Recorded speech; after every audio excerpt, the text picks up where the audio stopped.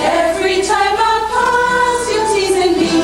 Every time I pass. The Grenada National Folk Group, in collaboration with the Ministry of Tourism, Creative Economy and Culture, proudly presents Iconic Moves and Melodies. Yes, man! Iconic Moves and Melodies. A heartfelt tribute to the legendary Miss Shirley Robinson. Mark your calendar. Saturday, March 1st, 2025 at the Grenada Trade Center, starting at 5 p.m. Immerse yourself in an evening of vibrant folk songs, classical songs, Negro spirituals, patriotic songs, captivating poetry, and mesmerizing dance performances as we honor Miss Shirley Robinson, a true pioneer of Grenada's cultural heritage. You'll also get the chance to have a meet and greet with Miss Shirley Robinson. Tickets are just $50 for adults and $25 for children. Iconic Moves and Melodies, a celebration you don't want to miss. Join us Saturday, March 1st at the Grenada Trade Center. Let's honor the legacy, celebrate the culture, and make it a night to remember.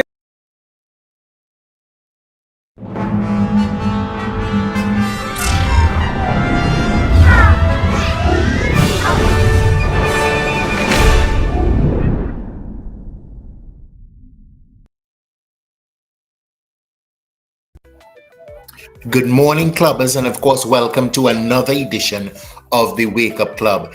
It's another terrific Tuesday in the Isle of Spice. So much to be thankful for, the breath of life, opportunity, another day to become a better version of yourself. I always say it, every day you should be looking to become a better version of the person you were yesterday. I just want to, say how happy and thankful I am that you've tuned into the Wake Up Club, that you are on the Ride Along Network. I also want to remind you that we have been nominated for a People's Choice Award via the Media Workers Association of Grenada, and we'd appreciate your vote. We have a fantastic program this morning, and of course, I would like to encourage you to share the program so that other people can see the program. This morning, I'm going to be speaking with a phenomenal gentleman, somebody that I believe needs to be recognized and need to be honored for their contribution to, number one, the fishing industry in Grenada and the community development on a whole. And I'm speaking of no other than Mr. James Nicholas. And we're going to be going into an in-depth conversation with him this morning about, the fishing industry in Grenada, his life, his work, his dedication to community development, and so much more. So we have a fantastic program for you in store this morning. We're going to take a quick break and we'll be right back. Are you a progressive young leader, a proactive emerging executive, a rising professional? Then you need appropriate cover for your vehicle. Introducing the Pro Motor Plan from Beacon. Car insurance that includes free loss of use, windscreen cover up to $3,500, free special perils, free accident forgiveness. Get Beacon's Pro Motor Plan today. Don't procrastinate. Call Beacon today at 440-4447.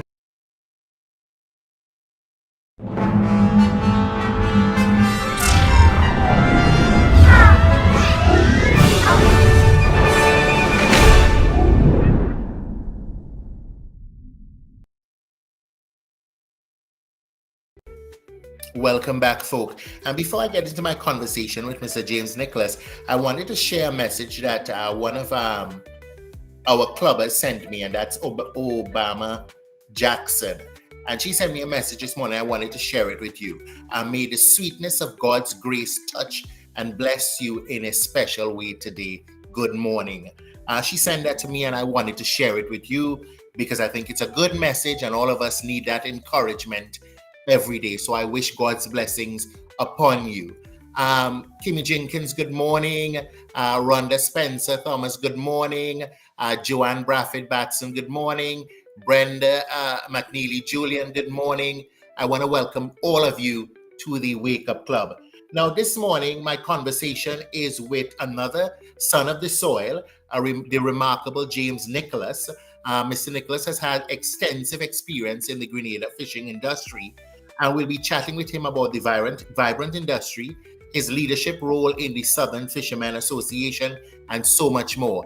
He has dedicated his life to service and community, and it is truly inspiring. So I want to first of all begin by welcoming Mr. Nicholas to the Wake Up Club. Mr. Nicholas, good morning and welcome to the Wake Up Club. Yes, good morning and thank you. How are you doing this morning, sir? Well, I'm fine, thanks, by the grace of God. Okay. Listen, I did a lot of research, and you have been, what I would say, a pioneer in the fishing industry. But not only that, your service and commitment to your community is also outstanding. So I don't want to just say I'm giving you your flowers now, but I wanted to first of all tell you that, to let you know that I recognize the commitment and your contribution to Grenada on a whole. But I wanted to start. My first question to you is, who is James Nicholas in your own words? Before we dive into your contribution to community and the fishing industry, who is James Nicholas? Well, James Nicholas is one who basically never really think about self. On this program, I cannot actually give you too much of my background, but I came from a humble beginning. Mm-hmm. And I think what set me up in life was because I was orphaned at age 3. So I was born twin, and my twin brother died at birth. So I grew up with my grandmother. And she instilled in me a lot of qualities that is necessary for what I've done in life. Okay. So, Mr. Nicholas, I've got to ask you, the fishing industry. Now, I complain about it all the time because my office is in town, and I find for a country surrounded by water, every time I'm looking for something to eat, the only thing on the menu is chicken, So, it disappoints me that, I don't know why. Maybe young people ain't into it. I don't know what is the cause for it. But my first question to you is, the fishing industry, how did you get involved? Well, to take your first comment about sometimes not being able to find a menu with fish, I must say Grenadians, from my experience, eat a lot of fish, a huge quantity of fish. It's so probably that it's the restaurateurs and so on that are to be blamed for not selling much fish in different menus. Like, we may be stuck to the stew fish and the fried fish and all this other thing like that. But from my experience, Grenadians consume a lot of fish. Mm-hmm. Now, I left this country at age 22, and I traveled to England.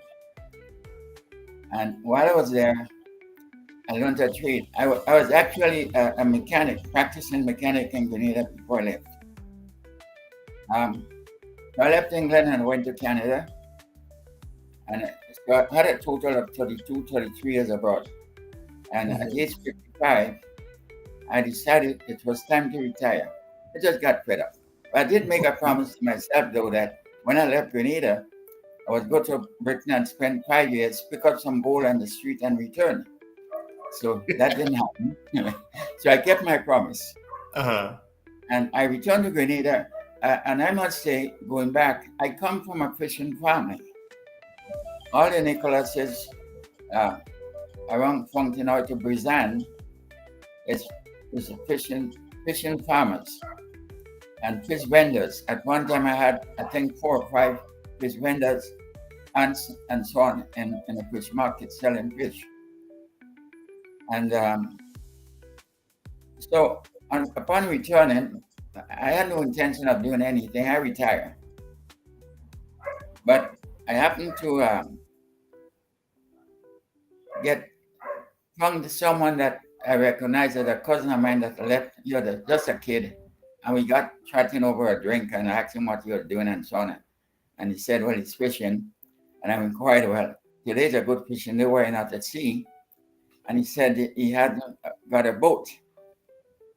And immediately, just out of the blue, I said to him, you want a boat? He said, yes.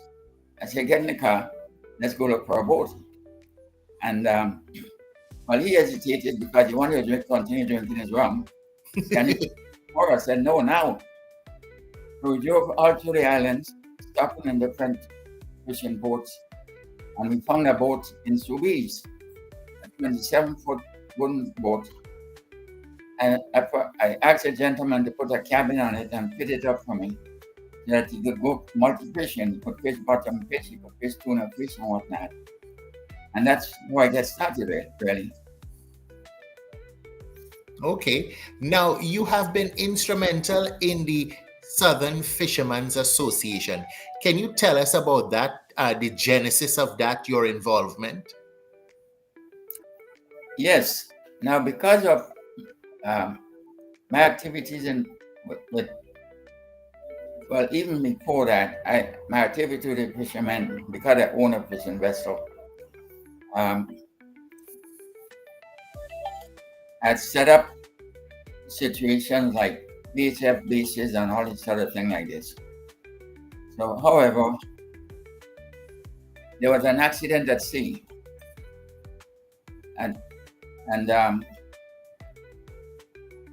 the boat sank.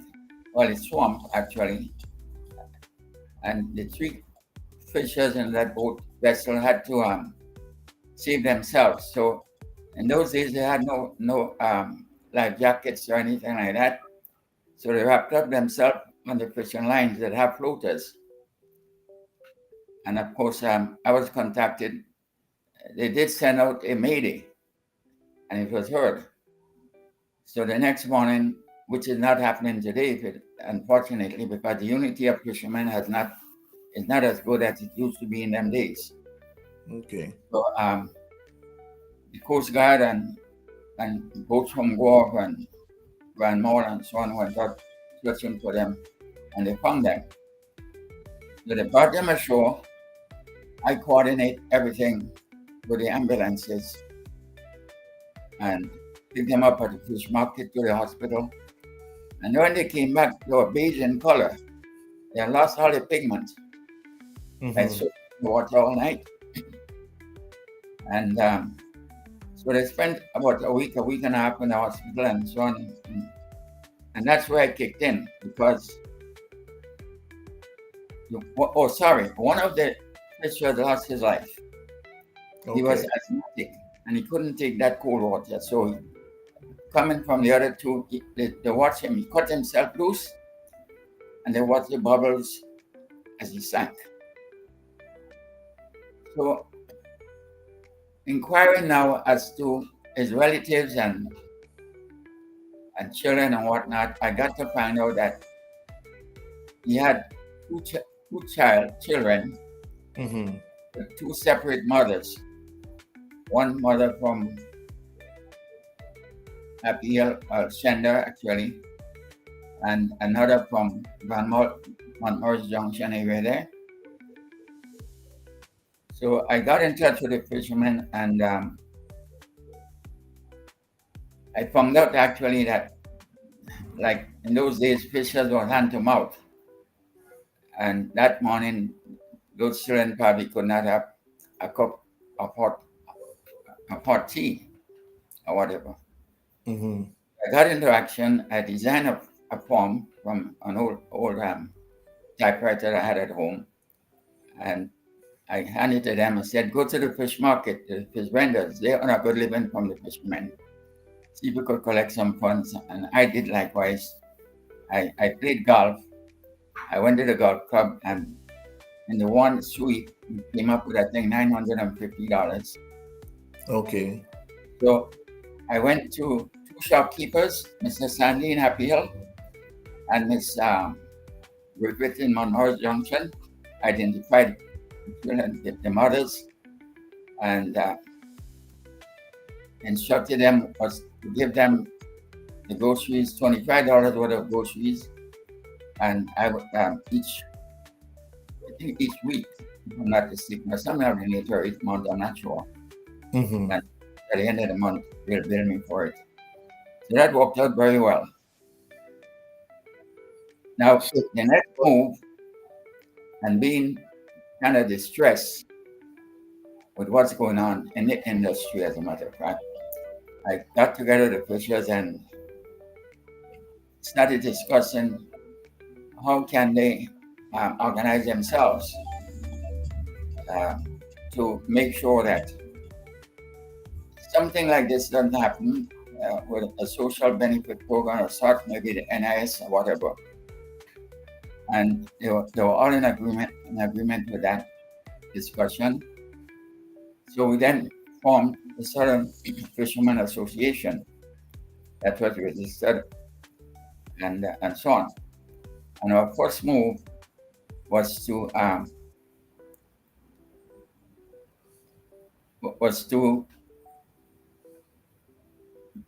contact the NIS and had, I think it was 21 fishers that was had joined the NIS at that time.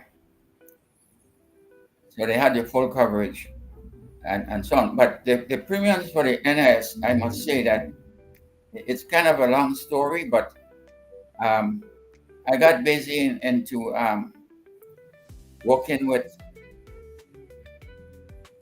I think it was Minister Batista at the time, who was the Ministry of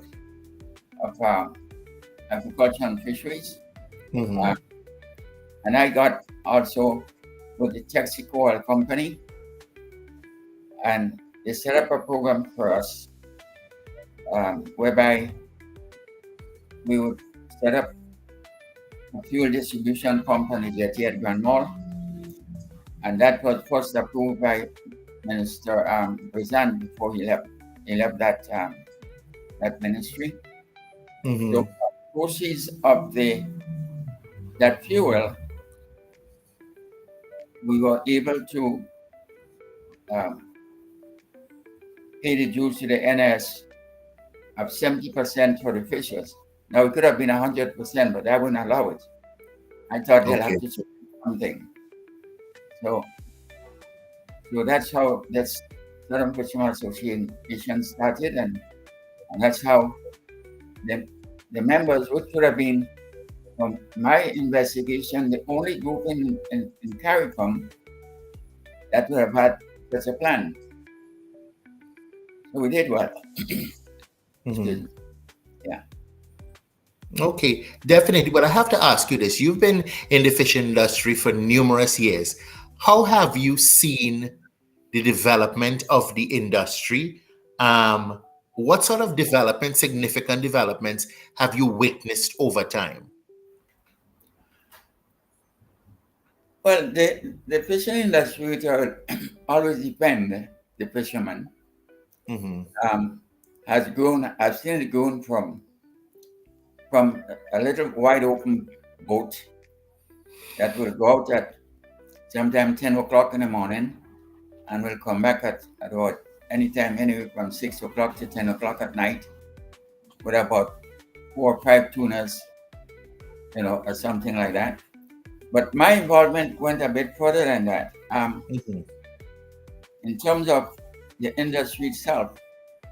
Now, Honorable Brizan, who I recognize, and many Canadians, I've heard said, would have been one of the foremost Minister in Agriculture and Fishing. I started with him on this venture, and he recognized my sincerity, ability, and others, that he latched onto me. And he got me involved, and a gentleman from St. John's, Alvin Ferguson, from the St. John's Fishermen Association, who we were twinned with. And we both got on the board of directors of the artisanal, the Grenada Commercial Fisheries, which was newly being formed, because we had to do away with the artisanal fisheries, which was not set up for what it was actually doing per se. And there was a lot of theft and money and things taking place there, so they wanted to close that down. So we were initially there in getting rid of the artisanal fisheries and so on. And this small group of fishers, maybe about 4 or 5 with open boats, would still facilitate artisanal fisheries while it was going on. So one day, the Honorable President called me, well, a group of us actually, from St. John's as well, and he gave us some information that the Japanese government has decided to give Grenada a fisheries plant, and that his intention was to put it on the, in those days, the Lagoon Road. But from my background and thinking, I immediately challenged him, and I told him that I don't think the Lagoon Road was the adequate place for a fisheries plant. And then he said to us, well, go and come back to us. No, go out and search for an area and come back to us. We did, and they haven't got a place. They couldn't find an adequate place in St. John's. So I found a place in Grand Mall, which was at eternal government property as well. And it was like I took hold of the whole project, so to speak, because there was a Japanese gentleman named by the name of Senga. He had his PhD in fishing technology. He spent 5 years in Grenada. And I tried to draw as much. We became very, very good friends. And I tried to draw as much from his knowledge as I possibly can, and other fishers. So he was very, I would want to word as we use it in Grenada, a very nice man. And he had dedicated himself to us, the fishers, in training and giving us all the Japanese techniques and whatnot. So that was very good for us. And then Minister Bezan, he decided, he set his plan, he set the plans, what he has for the fisheries export. But now in its infancy stage. And I remember one day he called me up to his office, going to have a chat with me. And during that chat, he said to me, there's a 30 cents a pound export, not a tariff, but what will it be? Export from Grenada, and the Grenadian fishermen are the exporters. But you're thinking of removing that, and I agreed with him because that will set us up, for moving the industry, which he did. So we went along. We had his I must speak about him for a while. His drive for the fishing industry was to set up social programs and associations throughout the island, and he more or less, if I would say, authorized us to do so on his behalf.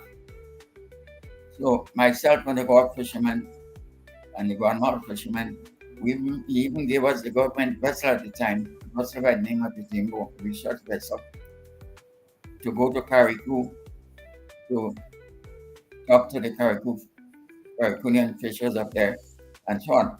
So we were able to set up all these associations and cooperatives throughout the island.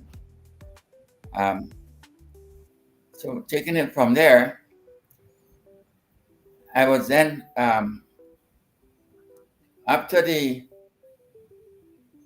elections of 1990, where the NMP would have won the election, and being on the board of directors at the time, the new Minister of Agriculture and Fisheries, Josh Whiteman, who knew me personally through his brother, John. We knocked a few glasses together. And so he called me and he said to me, he wanted me to chair the newly formed Grenada Commercial Fisheries. Of course, it was not my intention. I didn't want to get that involved, so to speak. Mm-hmm. And I told him, but at the time I was traveling to Canada for some business, and I would talk to him on my return. So he jokingly said, well, the invitation is already in the mail, this sort of thing. On my return, the naming of all the statutory bodies came out, and my name was on the list. So that's how I became the chairman of the Grenada Commercial Fisheries. Okay. So it was not a matter of politics or anything like that. If there was any politics, that would have been an NDC rather than an NMPR. Mhm. And right, that was it. Yeah. So so that went on. As a matter of fact, I did resign after 11 months because reading the tea leaves, so to speak, it was like I was supposed to throw some sort of line, whatever someone in the higher up would have said about whatever and what I would have said to somebody, and they take messages back to him and this sort of thing, which I couldn't care less. I was never politics. So we didn't go along too well, and other things came up, and I resigned after 11 months.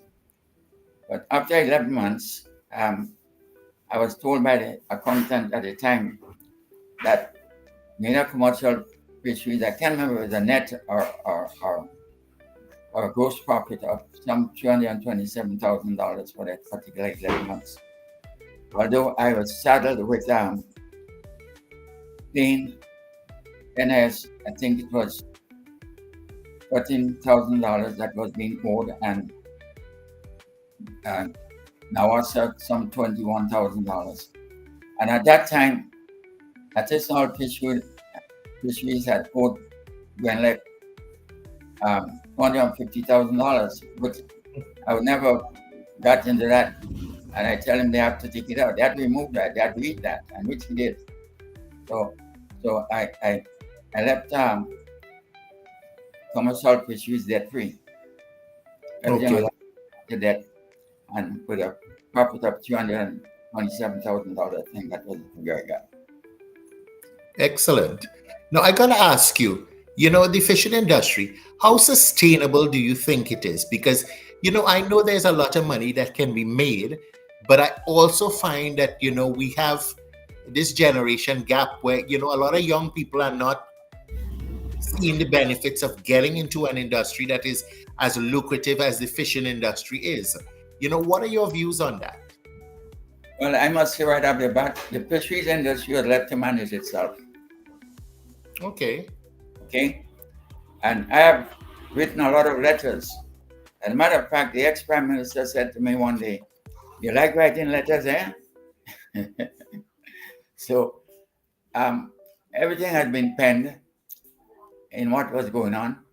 Grenada have lost millions of dollars in fish. Millions. Okay. Because of quality.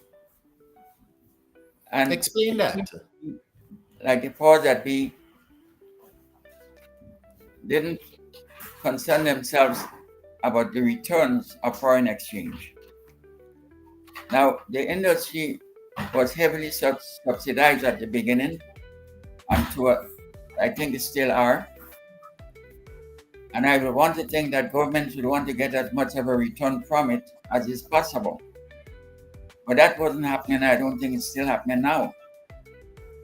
So I wrote letters to all and sundry, from the then Prime Minister to all of the different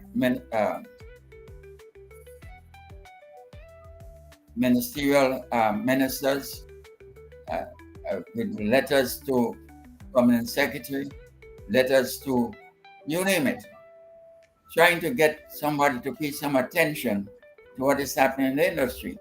And we have the records. We are the exporters that really know what's happening, because it costs us a lot of money. We lost a lot of money. And had government came on board in the way they should have came on board, some of that money would have been retrieved, or some things would have been put in place to enhance the return on investments and the return in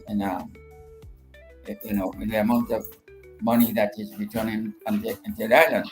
Another thing, the way the fisheries market is set up, and I tried to change that, but the opposition or the competitor or whatever you want to call it would not go along with it. It's sprung from the old fishing method of management for purchasing of fish, and for the whole industry. Basically, you have the fishermen at that time. Maybe one or two persons would have owned their own boat, but it would have been owned by other people who would have invested in the industry. And it came in under the sharing of the fish, which if there is two people on the boat, it will share 4 ways. The person who invests in the boat will get a share, then you'll get a share for the maintenance of the boat and whatever, clean up the bank and whatever. And then the two fishers will get 1 share each. So, and that is the whole. I actually brought that to the attention of the fisheries division and so on. And I'm not sure if he took it to the chief fisheries officer, if he may have taken it to the powers that be. But in most countries, these people on those vessels, the Filipino and others, they work by the hour. See? So the problem here also lies in the fact that you would have the quality problem because of the training of the fishers, which I've devoted myself. I even sponsored a training program at the Fisheries Division because I saw what was happening and I was so passionate in getting it corrected.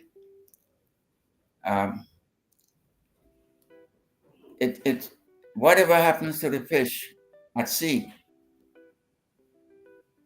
affects it all the way to the marketplace. We can't change that. And so the initial time of landing that fish is the most crucial of ever.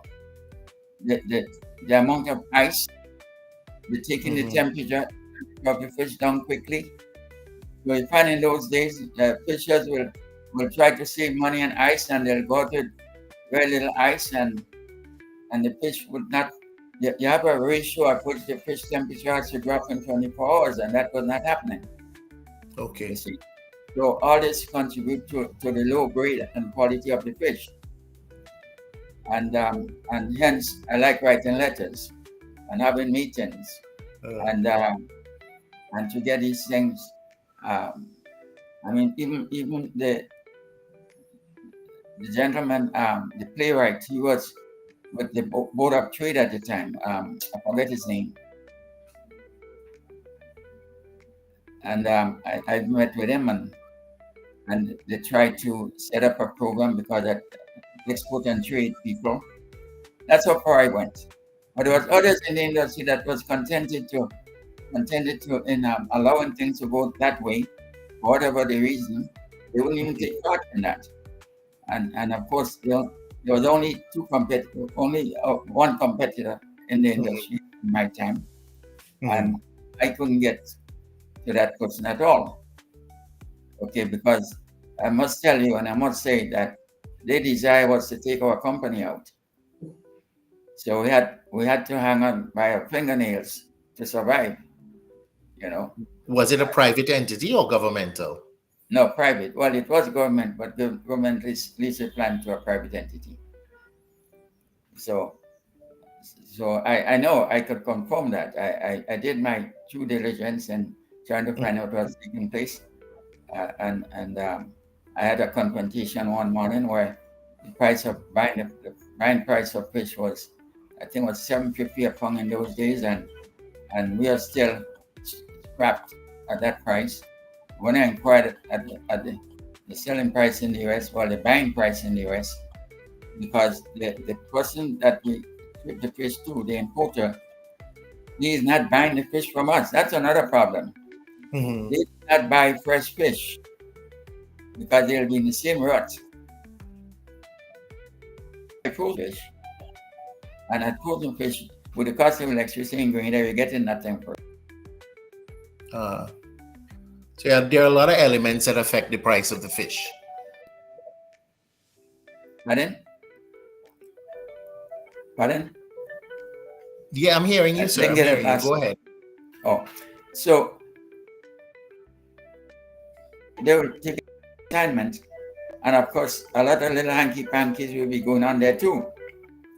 You see, so there's a lot of losses coming back. But I think next door neighbor, the company that he shipped his fish to, I want to believe he has shares in that company, so he'll be well treated. And I tried to follow up on that, which I convinced that something is happening with that company, because that's the only company who would ship to unless you have a lot of fish that they can take.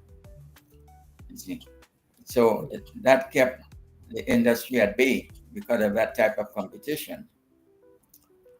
Now, the industry, like I said, had gone the wrong way in terms of returns. I must also, while I'm at it, tell you, and I'm going to do a plug here for World Bank, because I would want to say, when we decided to start out our fish export venture, which is, the company is the same name, Southern Fishermen Association, Inc. We wanted to keep that Southern Fishermen Association name alive in all aspects. Okay. So, and it became international, as a matter of fact, you know, and we had our own website and everything like this. So,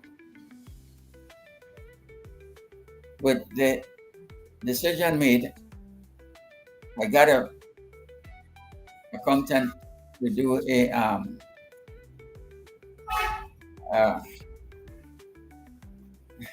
I'm losing my thoughts here. To do some documents for us. Okay. What do you call it? And to go into the banks, so we could raise some funds, some money. And More or less a business plan. A business plan, right? I was turning by every bank except one. And as a matter of fact, my bank, Scotia, turned me down. And what every one of them, like they were talking to each other, we are not doing business with fishermen, because fishermen in those days had a bad reputation, real bad, from the GDP all the way down.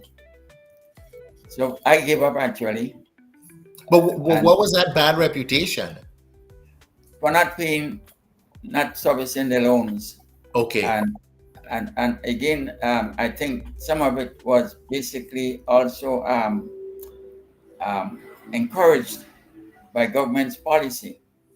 Mm-hmm. And if, you may not know that governments had took out loans and banks for fishermen, and the government had to pay it back or whatever it is, because the fishers just wouldn't pay. You see, so so finally, I had given up, and then I met and what happened when they all said to me, when they had made that such a statement to me, it actually hit me hard, because I considered myself a fisherman at that time. Okay. And so I, the gentleman, the manager of Cooperative Bank, Gordon Steele, we call him Nocky, became a very good friend of mine. He started playing golf. And I teamed up with him one day in a golf tournament, and I had a discussion with him. He asked me to come the same day, Monday morning. And we were able to borrow more than I was asking for, actually, because I was surprised when they gave us the figures, and the chief loans officer said, well, they're going to need money to buy fish, because at that time I had planned to use my own money for the first shipment, and retain that until I could get my money back, sort of thing. Okay. But it had to happen. Okay. Well, I have to ask you, looking back at your career, what are you most proud of with respect to your contribution to the fishing industry? Because you've done it all.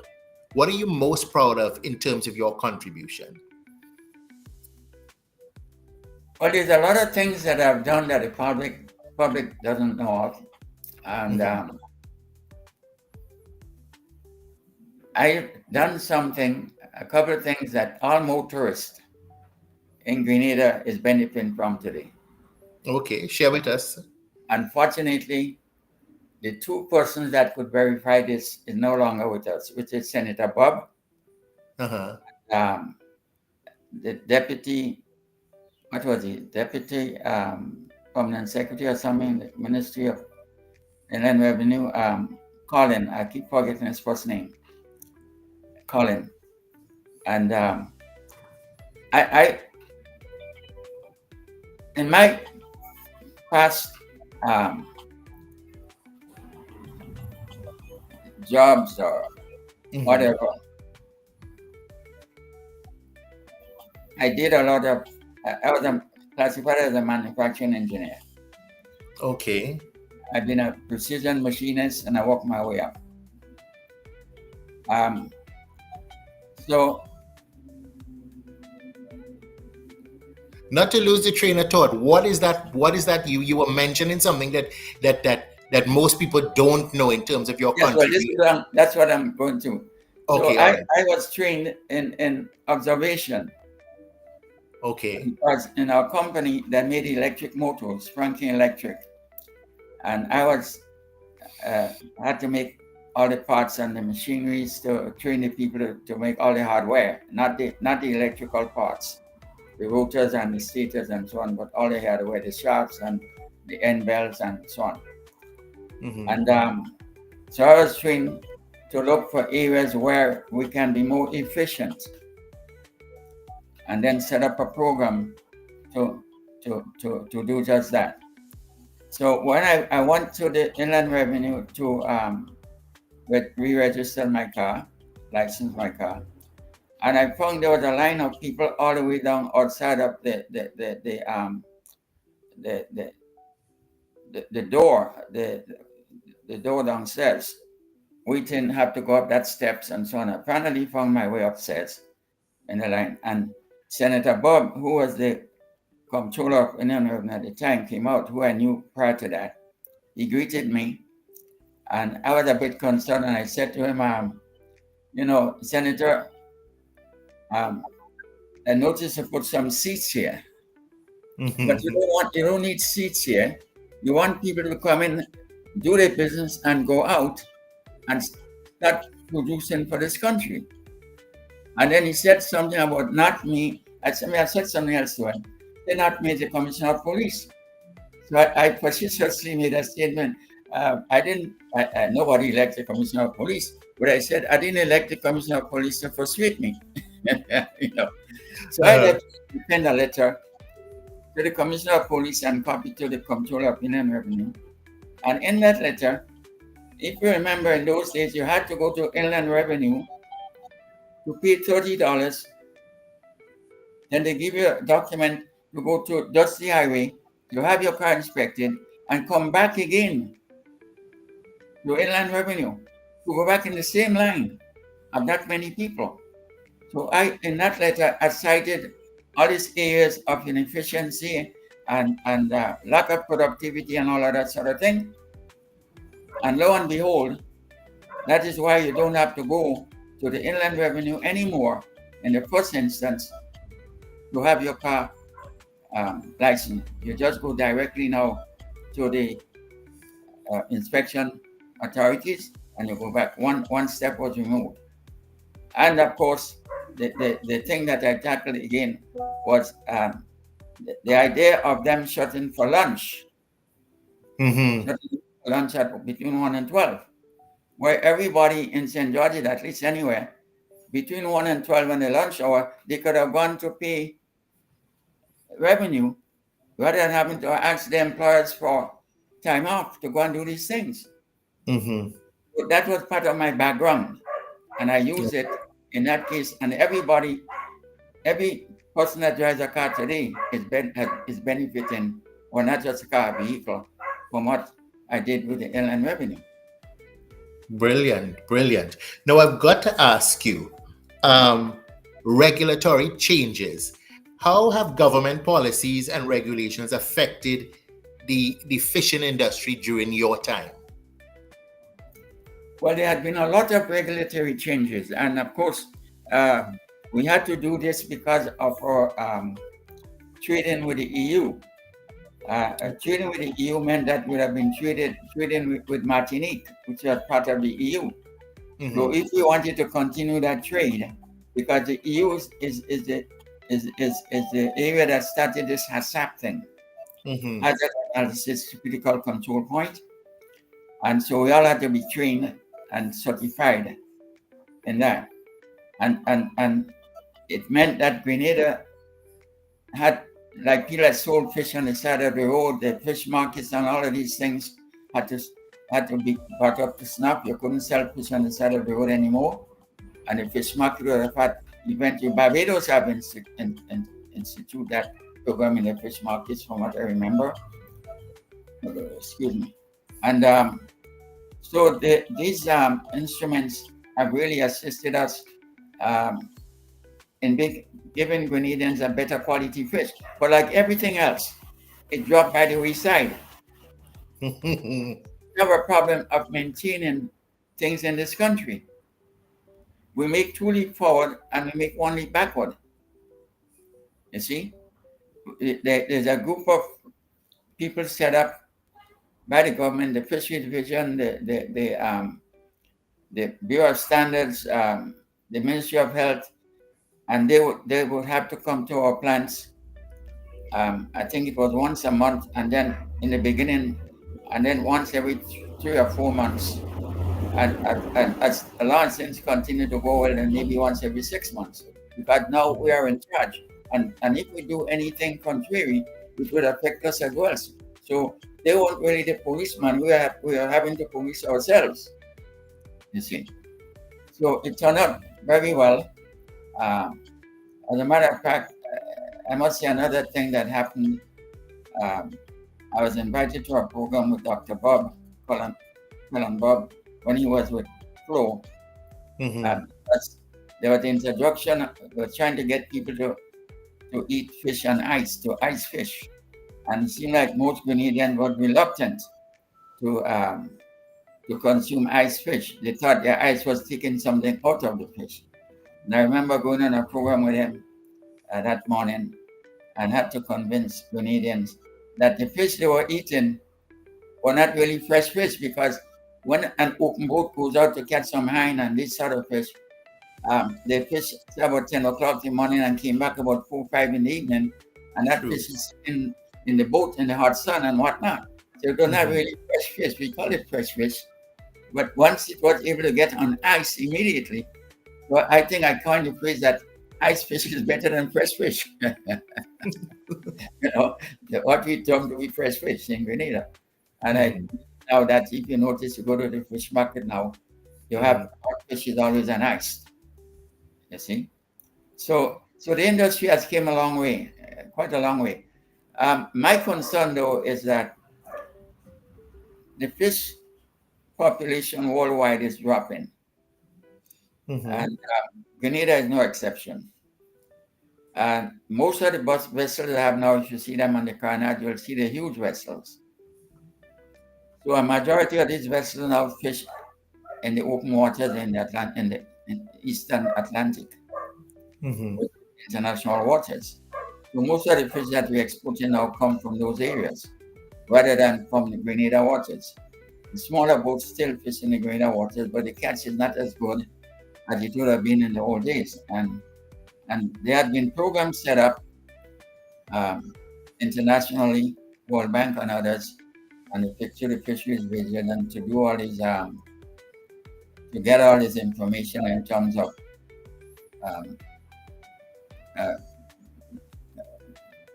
this terminology. I seem to forget them, but the time spent to catch so much tons of fish, certainly, and it's set in place now. They find out that it's dropped tremendously.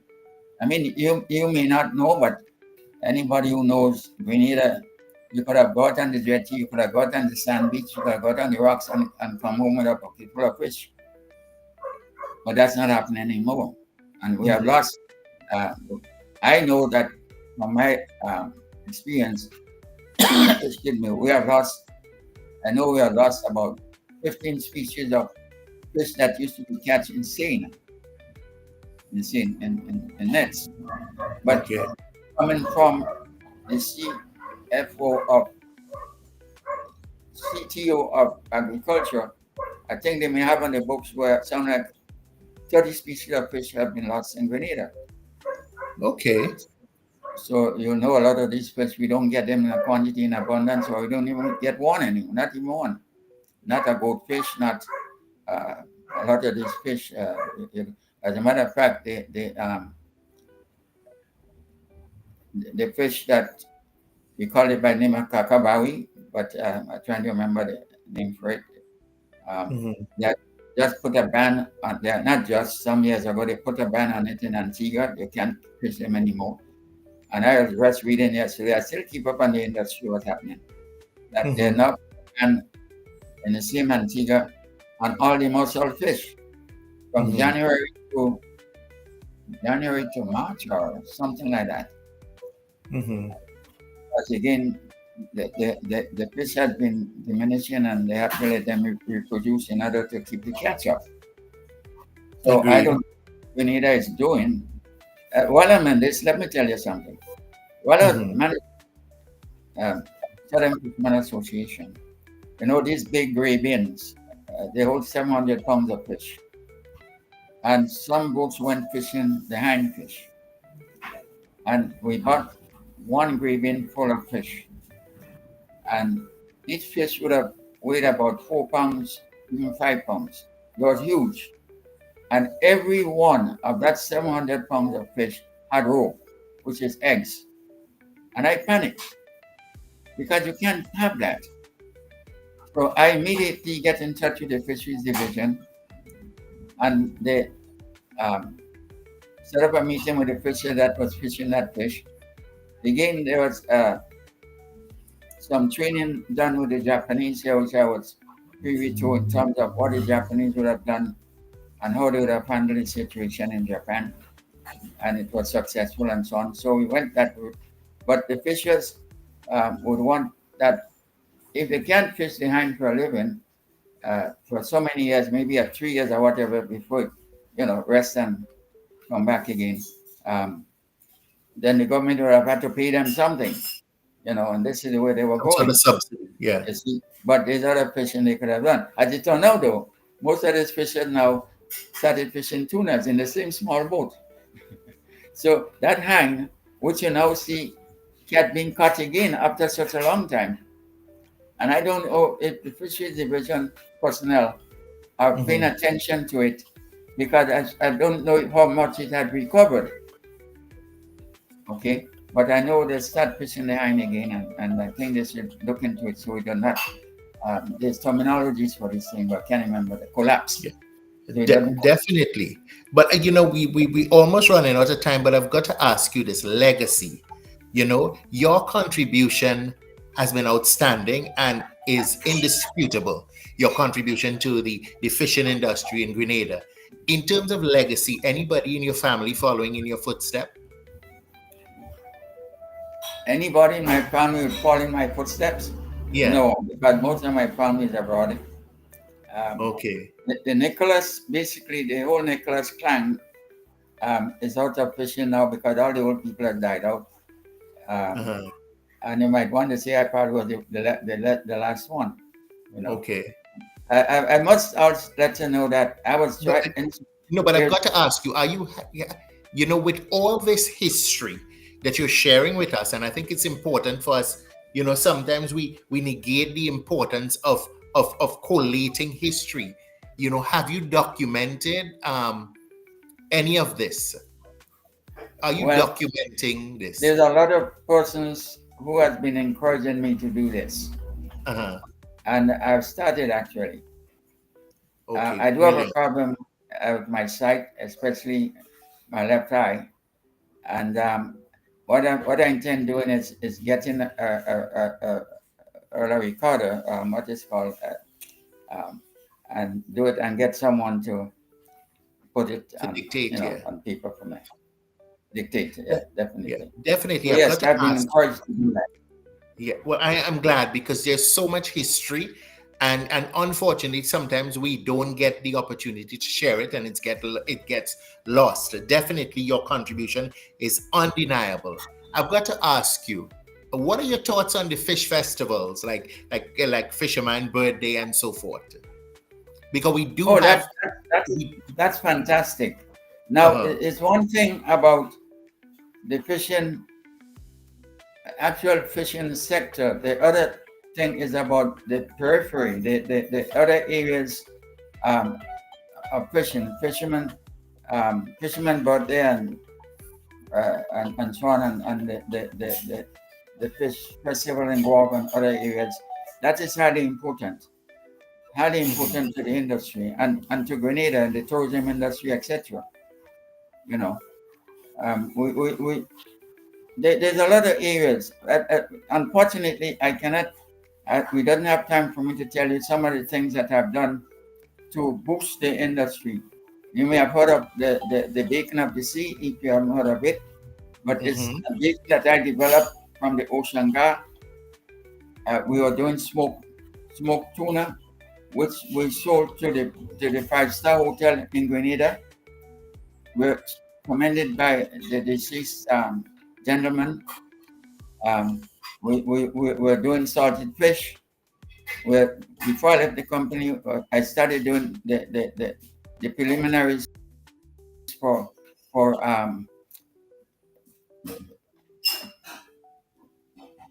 what is it again? Samantha, what's the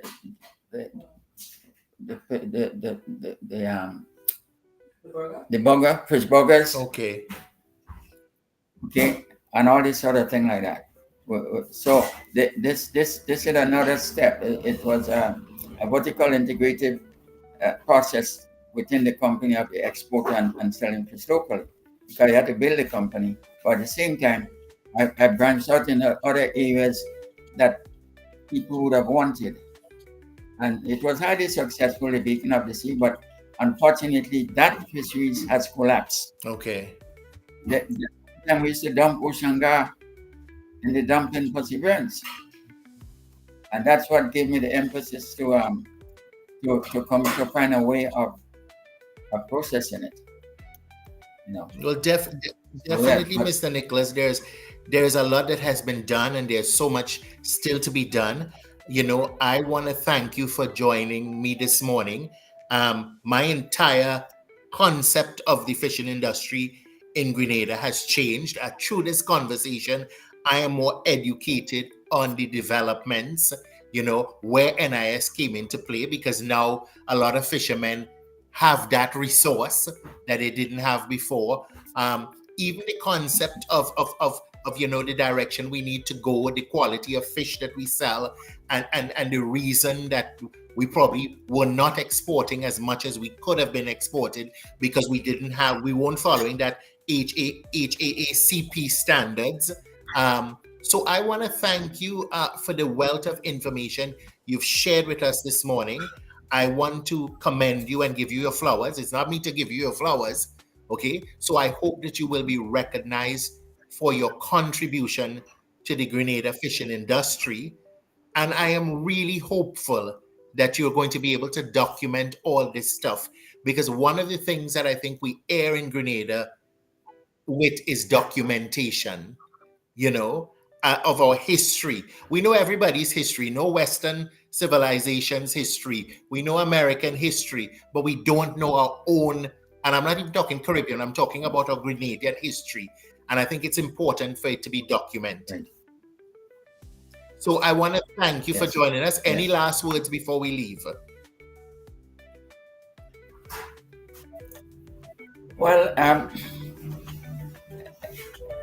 there's so much I would like to say, but we're out of time. And first of all, I'd like to thank Ride Along for having me on this morning and giving me an opportunity to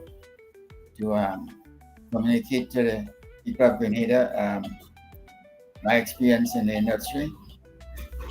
And that's about it. I would like to say, though, that I'd also made quite a contribution to the CNFO, the Canadian Network of Fishers organization. And I've been instrumental with them in setting up the policies and the constitution and all that sort of thing like that. I did a lot of work representing Grenada in all those meetings with the CNFR, which is the regional, Caribbean regional mechanism, and so on. So I did a lot. I was basically full-time in the industry, not getting any pay. Definitely. And that's why I think that it's so important that we document it, okay? So that everyone has a chance to understand where the industry started and how far we've come, and to also recognize the stalwarts that have made their contribution to an industry that we take for granted. We love to show up in a restaurant and eat a nice piece of fish, but we don't even understand the work it takes or the dedication and the drive to get that delicious piece of fish, in our plate. So I want to thank you. I want to wish you the very best. Don't be a stranger to the Wake Up Club and the Ride Along Network. Definitely, I think most people listening right now know that there is a resource available in Grenada, and that is through Mr. James Nicholas. There is a resource available in Grenada if you're interested in finding out or documenting the history of the Grenada fishing industry. Folk, I want to thank you for joining us on the Wake Up Club. I want to again commend Mr. Nicholas for his incredible service to the Grenada fishing industry. And of course, I want to wish you guys a terrific Tuesday. Okay, thank you for joining the Wake Up Club. Remember to vote for us via the People's Choice, and we will see you on Friday. Have a fantastic day. Be the best version of yourself. Bye. Thank you.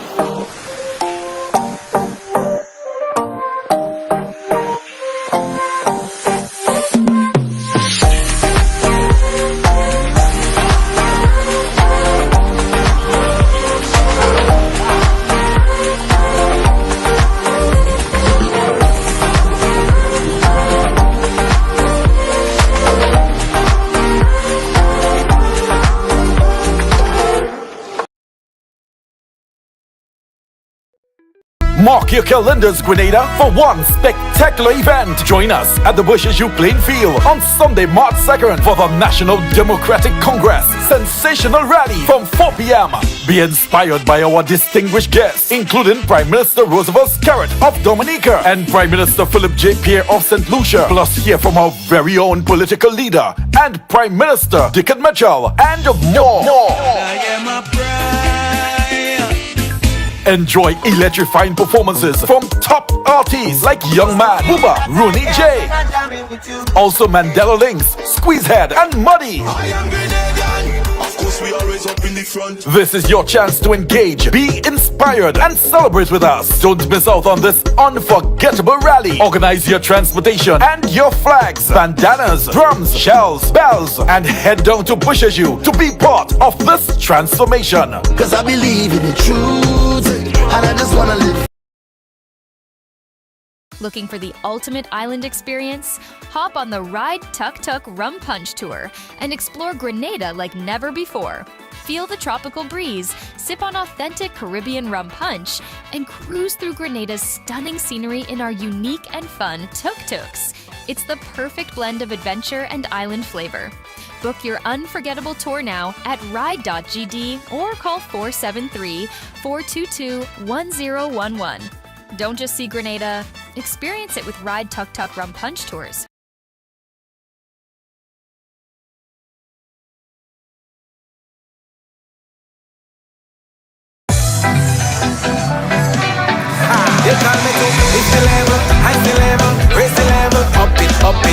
What if you had a choice? A choice of joining a line or a choice of making your purchases online? What would you choose? While you ponder on that, the National Lotteries Authority has provided another purchasing option. All their games are now available online. Yes, Grenadians! From wherever you are, purchase your favorite daily and jackpot type games using any electronic device. Register on the NLA's website at www.nla.gd. Top up your account and enjoy online lottery gaming at your convenience. We're taking shopping comfort up, up, up several notches, but the choice is yours. Join a line or buy online. NLA, make your dreams come true. You call me to, it's the level, high the level,